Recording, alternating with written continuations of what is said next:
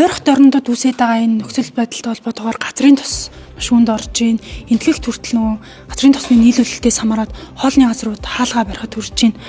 Манад ер нь яг ямар нөлөө үзүүлэх вэ? Зүүн Азийн орнууд бол ойрох дорнодоос газрын тосны импорт ихээр авд юм байна. Энэ дотроо Хятад, Япон, Солонгос, Тайланд, Камбож улсууд бол ихээр авд юм байна. Ойрох дорнодоос аваад өөрсдөө боловсруулад бүтээгдэхүүн хийж байгаа. Гэхдээ энэ дээр хэд хэдэн онцлог байна. Тэд бол бас тодорхой хэмжээгээр ийм эрсдэл урд нь үүсчихээс учраас газрын тосны нөөц бүрдүүлсэн байна. Энэ шок үзүүлэх боломж нь. Хоёрдугаарт тэр Ормосын хоолнд Ираны орчинд болгоо үйл явдал хэр удаан өргөжих вэ гэдэг асуудал шүү дээ. Тэгэхээр энэ дээр олон улсын цэрэг улс төрийн судалгааны хэд хэдэн байгууллагууд байдаг. Олон улсын стратеги судалгааны хүрээлэн эднэргээд тэр байгууллагуудын гаргаад байгаа судалгаа тайлан ашиглахаар энэ бол тийм удаан үргэлжлэхгүй. Яг тэгэхээр Иран улс ч өөрөө Орос хотчгийн өргөн удам нутагтай биш. Бараг Америк, Израилийн бөмбөгтөлд бол газар нутгийн бараг 40-50% нь орж штэ. Тэгэхээр одоо байгаараа нөөц хөрөл байлдахаас илүүгээр дахиж зэвсэг үйлдвэрлэх нөхцөл ямар ч нөхцөл байхгүй. Тэгэхээр Ираны байгаа Пуужингийн нөөц нь хязгаартай байхгүй. Олон улсын судалгааны бараг дээдл нь 3000. Гэтэл өнгөрсөн хугацаанд одоо 10 хоногт харавцсан Пуужин бараг 1000 гаруй авчихсан. Тэгэхээр нөөц нь шавхагдах нь маш тодорхой. Өдөр тутам харж байгаа Пуужингийн цорил.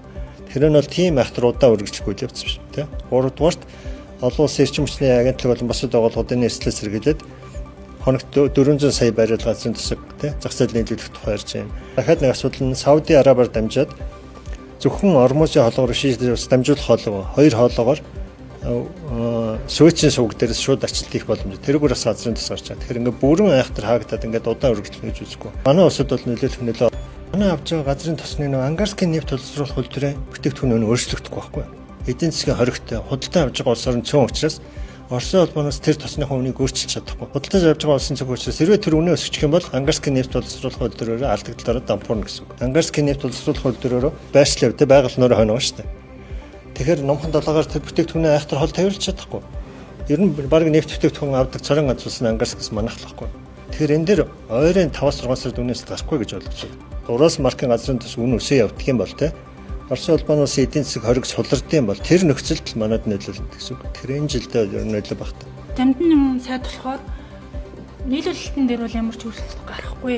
Үнэн дээр харин баг зэрэг өөрчлөлт гарна. Тэр ажил дээр ямар нэг байр сурах те нөхцөл байдлыг харъя. Өслөө гэхэд ангарскийн нефть боловсруулах үйлдвэр чинь тэр тосоо дотоодоос авж штэ. Орос нефть гэдэг компани олборлож байгаа те. Тэр тосыг авж байгаа учраас айхтар тэр 80-90 доллараар тэр тосоо хоорондоо хөдөлдөхгүй байхгүй. Оросын холбооноос дотоодод болж байгаа хөдөлтөй. Онцлог нь энэ штэ.